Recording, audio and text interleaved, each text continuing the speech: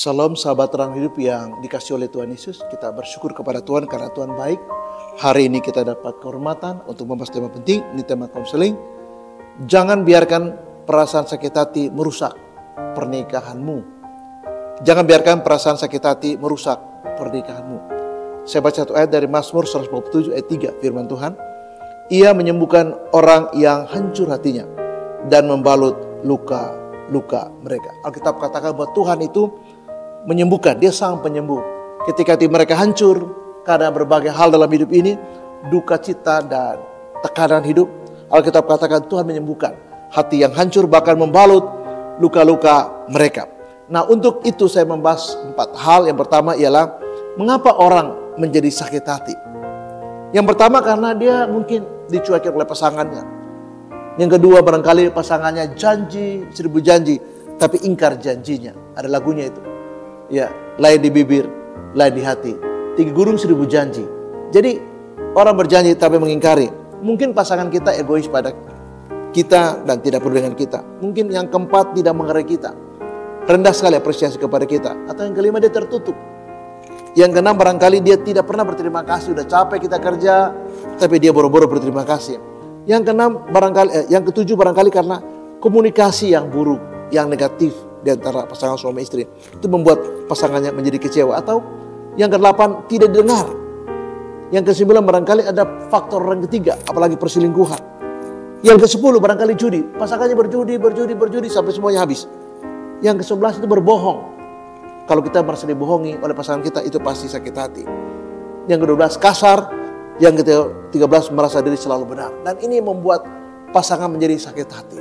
Yang kedua, mari kita pilih untuk bahagia. Mengapa? Alkitab katakan Tuhan sang penyembuh yang menyembuhkan hati yang hancur, yang menyembuhkan orang yang dikatakan di sini luka-luka mereka dibalut oleh Tuhan. Jadi tetap memilih bahagia.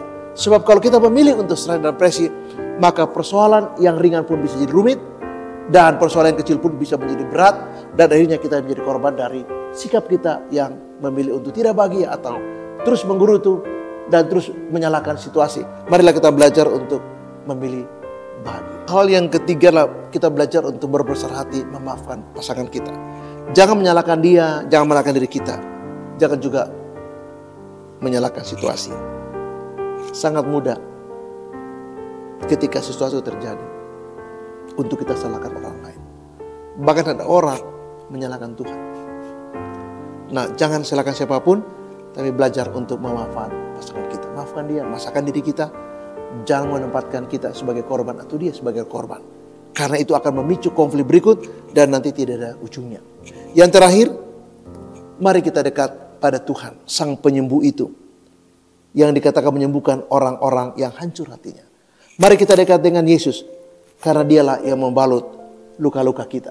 Mungkin tidak ada orang yang mengerti bagaimana sakitnya hati ini. Bagaimana kecewanya hati ini. Mungkin tidak ada yang paham. Bahkan kalau kita cerita, yuk cerita pada mereka, mereka juga tidak paham. Syukur-syukur mereka mendoakan.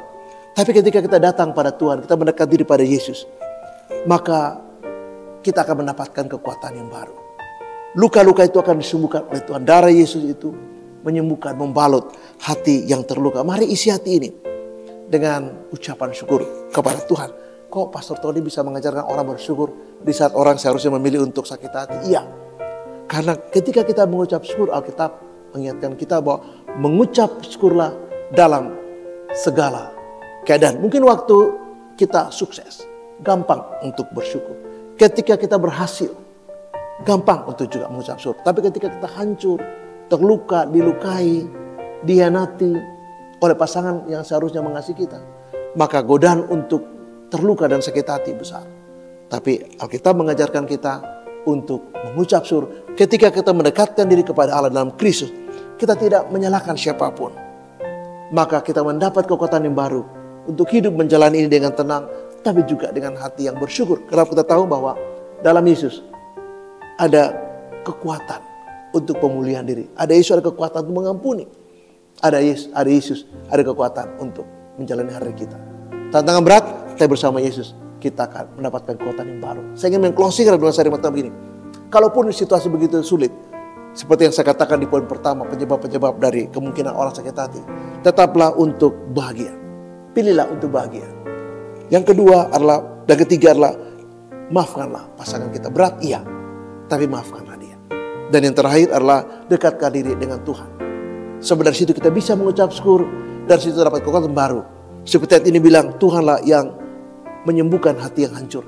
Dan membalut luka-luka mereka. Dan ketika kita mengalami itu, kita tahu bahwa tangan Yesus berlubang paku itu sanggup dan berkuasa untuk mengubahkan hati yang marah dan kecewa ini, yang sakit hati ini, menjadi hati yang bersyukur karena kita tahu di dalamnya kita belajar. Tuhan Yesus memberkati dan shalom.